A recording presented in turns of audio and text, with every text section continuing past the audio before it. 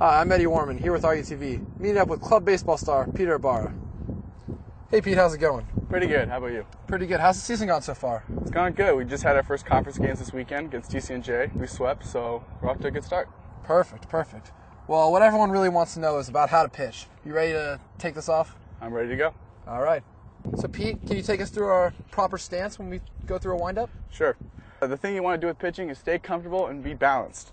So when you step up, just be comfortable, relaxed. Then you go into your windup. You take a step back. Then you're going to come straight up with your leg. You want to stay balanced here. This is the biggest key. A lot of people go side to side, and that's the first problem that a lot of kids have.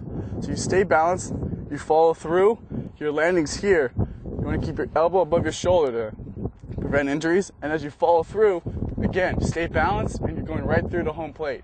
That'll get the most velocity and the best accuracy for what you want to be doing. So right off the bat, let's talk about the pitches. There's the fastball, but most people don't know there's two variations of the fastball. There's the two-seam and the four-seam. Take us through them. Okay, the first fastball that most people throw is the four-seam fastball because of the two fingers you have across the four seams, obviously.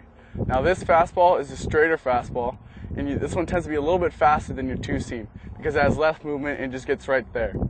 Now the two-seam fastball is this one where both your fingers just go across the laces. This one will be about maybe 2 to 3 miles an hour slower, but have more movement, and it goes from outside back in for a right-handed hitter. The circle change is the most common type of change I've thrown by pitchers, and it's because of the obvious circle that's created by your first finger and your thumb.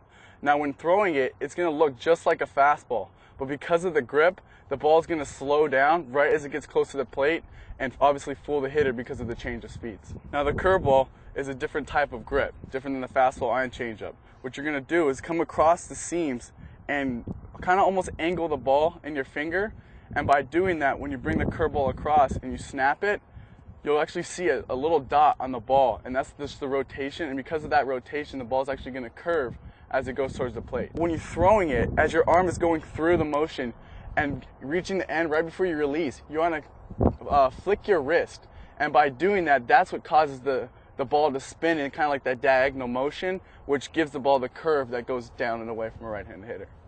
Now the slider is a very similar grip to the curveball, except instead of coming across the seams, you're going with them. And by doing that, it's going to have that same type of rotation, but won't have the downward angle that the curveball will have. You're going to have the same type of release when you release it at the end when you want to flick your wrist. Except this time, like I said, it's not going to break down as much, but more across.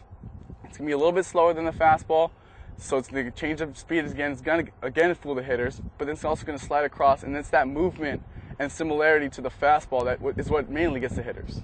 Well, the split finger is probably one of the harder pitches to throw because not every pitcher can throw it. The pitchers need longer fingers and ones that are more flexible to throw this pitch, and it's more of a difficult pitch to throw in general. Now you're going to have a similar grip to the two-seam fastball, except you're going to want to split them across. And by doing this, it's going to cause the ball to come out at a weird rotation, which at the end of which looks very similar to the fastball, but at the end it just makes it drop straight down.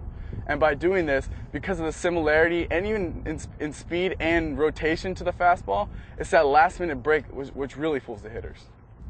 Well, Pete, I really think we learned a lot today with you teaching us how to pitch. You did a fantastic job. Thank you. Good luck for the rest of the season, and I hope it all works out for you. Thank you for having me. For Sports Night, I'm Eddie Warman, RUTV.